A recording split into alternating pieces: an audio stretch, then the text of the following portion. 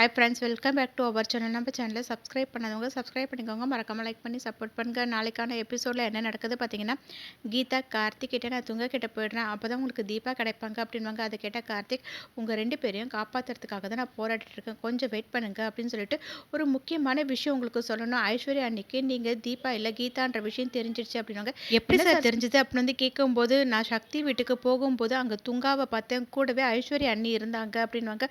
அப்போனா அவங்க வீட்டில் இருக்க எல்லாருக்கிட்டையும் உண்மையை சொல்லிடுவாங்க தானேன்னு வந்து கீதா கேட்பாங்க. அதுக்கு கார்த்திக், அவங்க உண்மையை சொல்ல மாட்டாங்க தான் நினைக்கிறேன் அப்படின்வாங்க. எப்படி சார் சொல்கிறீங்கன்னு கேட்கும்போது அதுக்கு கார்த்திக் சொல்வார், ஆமாங்க, ஏதோ ஒரு விஷயத்தில் தீபா இந்த வீட்டுக்கு வரக்கூடாதுன்னு நினைக்கிறாங்க, அதனால கண்டிப்பாக இந்த வீட்டில் யார்கிட்டையும் உண்மையை சொல்ல மாட்டாங்க, அது வரைக்கும் நீங்கள் சேஃபாக இருங்க, அதுக்குள்ளேயே நான் சீக்கிரமாகவே தீபாவை கண்டுபிடிச்சிருவேன் அப்படின்னு வந்து சொல்லிட்டு இருப்பாங்க. அதை கேட்டு கீதா ஓகே சொல்லிட்டு இருப்பாங்க.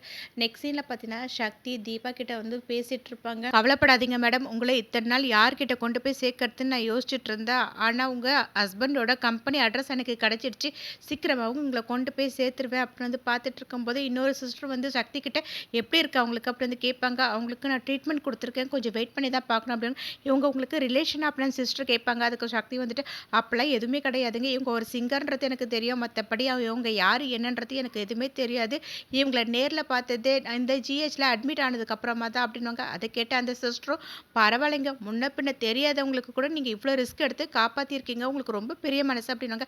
அதை கேட்டு சக்தி சிஸ்டர் சொல்லிட்டு இருப்பாங்க, நான் நர்ஸாக ஒர்க் பண்ணிட்டு இருக்கேன், நிறைய உயிர்களை காப்பாற்றுறேன், மருத்துவத்துறையில் நான் இருக்கிறேன், என் கண்ணு முன்னாடியே ஒருத்தவங்களோட உயிருக்கு ஆபத்துன்னு தெரிஞ்சதுக்கப்புறம் நான் எப்படிங்க சும்மா இருக்க முடியும், அதனால தான் அவங்கள காப்பாற்றுறதுக்காக இங்கே கூட்டிகிட்டு வந்தேன். அது மட்டும் இல்லாமல் இவங்க ரொம்ப பெரிய பாடகி, இவங்கள காப்பாற்றினா இவங்க பாடுற பாட்டை எல்லாருமே கேட்பாங்க, ஏன்னா நான் சோகமாக இருக்கும் போதெல்லாம் இவங்களோட பாட்டை தான் கேட்டிருக்கேன் அப்படின்னு சொல்லிட்டு இருப்பாங்க.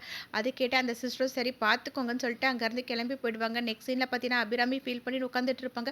அப்போ மீனாட்சி போயிட்டு, என்ன அத்தை, நான் உங்கள் ரூமுக்கு போயிட்டு வந்தேன், நீங்கள் இங்கே உட்காந்துட்டு இருக்கீங்க, என்ன ஆச்சு அத்தை அப்படின்னு வந்து கேட்பாங்க. அப்போ அபிராமி, ஒன்றும் இல்லை மீனாட்சி, நாளைக்கு நம்ம கல்யாணத்துக்கு தேவையான தாலி ட்ரெஸ் எல்லாத்தையுமே எடுத்து வச்சிரு அப்படின்வாங்க. அதை கேட்ட மீனாட்சி, நம்ம சொல்லாமல் எப்படி அத்தை செய்யறது, நம்ம வேணும்னா சொல்லிடலாமா அப்படின்னு வந்து கேட்பாங்க. அதுக்கு அபிராமி, இல்லை கார்த்திக் கிட்ட சொன்னால் கண்டிப்பாக என் மேலே இருக்க பாசத்தில் வேண்டான்னு சொல்லிடுவான், தீபாவும் என் மேலே இருக்க பாசத்தில் அவ்வளோமே வேண்டாம், நீங்கள் நல்லா இருந்தால் மட்டும் போதும்னு சொல்லிடுவாங்க, அதனால் இந்த விஷயத்தை நம்ம யாருக்கிட்டேயுமே சொல்ல வேண்டாம், நீ தேவையானது எல்லாத்தையும் எடுத்து வை, நான் அவங்கக்கிட்ட பேசிக்கிறேன் அப்படின்வாங்க. அதை கேட்ட மீனாட்சி சரின்னு சொல்லிட்டு அங்கேருந்து போயிடுவாங்க.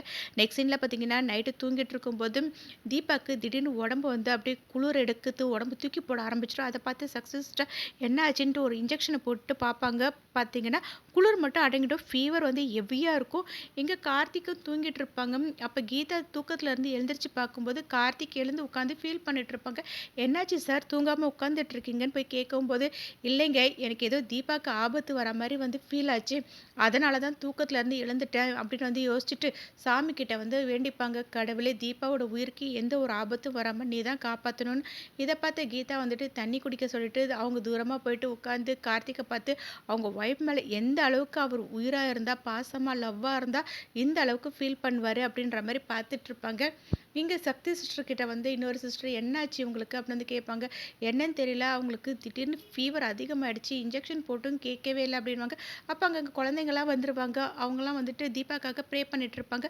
அப்போ ஒரு சிஸ்டர் வந்துட்டு, நீங்கள் வேணா வேறு உங்களுக்கு தெரிஞ்ச டாக்டருக்கு கால் பண்ணி கேளுங்க அப்படின்னு சொல்லுவாங்க. அதை கேட்ட சிஸ்டரும் ஓகே சொல்லிட்டு பார்த்தீங்கன்னா ஒரு டாக்டருக்கு கால் பண்ணிவிட்டு எல்லா விஷயத்தையுமே சொல்லுவாங்க. அவங்க ஒரு இன்ஜெக்ஷன் சொல்லுவாங்க, அதை சக்தி சிஸ்டர் பார்த்தீங்கன்னா தீபாவுக்கு போடுவாங்க. அதை போட்டால் கொஞ்ச நேரத்துலேயே ஃபீவர் வந்து கம்மியாயிடும். உடனே திரும்பவும் அந்த டாக்டருக்கு கால் பண்ணிவிட்டு, நீங்கள் சொன்ன இன்ஜெக்ஷன் போட்டேன், அவங்களுக்கு ஃபீவர் குறைஞ்சிடுச்சு, நீங்கள் நாளைக்கு வந்து ஒரு வாட்டி உங்களை செக் பண்ணி பார்க்க முடியுமா அப்படின்னு வந்து கேட்பாங்க. அதை கேட்டால் அந்த டாக்டர், நாளைக்கு எனக்கு நிறைய பேஷண்ட் இருக்காங்க, என்னால் வர முடியாது, அதனால் நீங்கள் என்ன பண்ணுறீங்கன்னா அவங்கள என்கிட்ட கூட்டிகிட்டு வாங்க, நான் பார்த்துக்கிறேன் அப்படின்வாங்க. அதை கேட்ட சக்தி சிஸ்டர் ஓகே சொல்லிட்டு ஃபோனை வச்சுருவாங்க.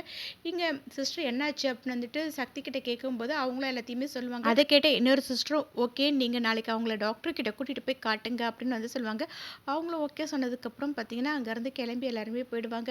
நெக்ஸ்ட் சீனில் பார்த்தீங்கன்னா அடுத்த நாள் காலையில் கோவிலுக்கு போகிறதுக்காக எல்லாருமே ரெடியாகி வெயிட் பண்ணிட்டு இருப்பாங்க. அபிராமி மீனாட்சி கிட்ட எல்லாத்தையுமே எடுத்து வச்சுட்டியா அப்படின்னு வந்து விசாரிப்பாங்க. எல்லாத்தையுமே எடுத்து வச்சுட்டுன்னு வந்து மீனாட்சியும் சொல்லிட்டு இருக்கும்போது கீதா கார்த்திக்கிட்ட, என்ன உங்கள் அம்மா சடங்கு அது இதுன்னு சொல்லிட்டு இருக்காங்க, ஒரு வேளை கூட்டிகிட்டு போய் கல்யாணம் பண்ணி வச்சுருவாங்களா அப்படின்னு வந்து கேட்பாங்க. அது கேட்ட கார்த்திக், நீங்கள் ஏங்க அந்த மாதிரிலாம் நினைக்கிறீங்க, அப்படிலாம் அம்மா பண்ண மாட்டாங்க, வெறும் சடங்கு தான், எதுவாக இருந்தாலும் நான் பார்த்துக்கிறேன் அப்படின்னு வந்து சொல்லிட்டு இருப்பாங்க. சரி, அருண் எங்கே காணாமல் போயிட்டான்னு வந்து அபிராமி கேட்பாங்க. அதுக்கு கார்த்திக், "நான் தாம்மா ஒரு வேலை விஷயமா அனுப்பி வச்சிருக்கேன்" அப்படின்னுவாங்க. அதை கேட்ட அபிராமி, "இப்போ எதுக்குப்பா அவன அனுப்பி வச்சேன்? அவன ஃபோன் பண்ணி கூப்பிட்டா வரமாட்டான். அதனால என்ன பண்ற ஐஸ்வர்யா, நீ நேர்ல போய் கூட்டிட்டு வா" அப்படின்னுவாங்க. உடனே ஐஸ்வர்யா வந்துட்டு, "இந்த இப்போ போய் நம்ம இந்த சடங்குலாம் பண்ணணுமா?" அப்படின்னு வந்து கேட்பாங்க. அதை கேட்ட அபிராமி, "நீ எதையுமே பேசாத. எதுக்கு தேவையில்லாம பேசிட்டு இருக்க? உன்கிட்ட சொன்ன வேலையை மட்டும் செய். நீ போயிட்டு அருணை கூட்டிட்டு வா" அப்படின்னு வந்து சொல்லுவாங்க. சரின்னு பார்த்தீங்கன்னா, ஐஸ்வர்யாவும் அமைதியா இருந்துருவாங்க. கார்த்திக் கிட்ட வந்துட்டு அபிராமி, "கோவிலுக்கு போகலாமாப்பா?" அப்படின்னு வந்து கேட்பாங்க. கார்த்திக்கும் ஓகே சொல்லுவாங்க. இங்க ஆசிரமத்துலேருந்து தீபாவை ட்ரீட்மெண்ட்காக ஹாஸ்பிட்டலுக்கு கூட்டிட்டு போயிட்டுருப்பாங்க. இங்க பார்த்தீங்கன்னா, எல்லாருமே கோவிலுக்கு போயிடுவாங்க. அபிராமி கார்த்திக் கிட்ட போயிட்டு தாலிய கட்டுப்பான்னு வந்து சொல்லுவாங்க. உடனே கார்த்திக், "என்னம்மா சொல்றீங்க?" அப்படின்னு வந்து கேட்கும்போது, "ஆமாப்பா, இன்னைக்கு உனக்கு சடங்கெல்லாம் கிடையாது. உன் கல்யாணத்தை என் கண்ணால பார்க்கணுன்றதுக்காக தான் கூட்டிட்டு வந்தேன்" அப்படின்னு சொல்லுவாங்க. அதை கேட்ட கார்த்திக், "அம்மா நீங்க நினைக்கிற மாரி இங்க நிக்கிறது தீபா கிடையாதும்மா, கீதா" அப்படின்னுவாங்க. "என்ன கார்த்திக் சொல்ற? தீபாக்கு என்னாச்சு?" அப்படின்னு வந்து கேட்பாங்க. "தீபா ஏதோ ஒரு இடத்துல உயிரோட இருக்காங்கன்றது மட்டும்தாம்மா தெரியும். உங்க உயிரை காப்பாத்துறதுக்காக கீதாவை நடிக்கிறதுக்காக கூட்டிட்டு வந்தேன்" அப்படின்னு வந்து சொல்லிட்டு இருப்பாங்க. அதை கேட்டு எல்லாருமே ஷாக் ஆயிடுவாங்க. தீபாவை ஹாஸ்பிட்டல் கூப்பிட்டு போயிட்டு வரும்போது பார்த்தீங்கன்னா, கோவில்ல கூப்பிட்டு போகலாம் சொல்லிட்டு எல்லாருமே கோவில் உள்ள கூப்பிட்டு வருவாங்க. தீபாவும் பார்த்தீங்கன்னா அந்த கோவில்ல தான் இருப்பாங்க. கார்த்திக்கும் அதே கோவில்ல தான் இருப்பாங்க. இப்படி இந்த எபிசோட் ரெண்டாக்கும். நெக்ஸ்ட் எபிசோட்ல என்ன நடக்குது தெரிஞ்சுக்க நம்ம சேனல் லைக் பண்ணுங்க, ஷேர் பண்ணுங்க, மறக்காம சப்ஸ்கிரைப் பண்ணிக்கோங்க. தேங்க்யூ.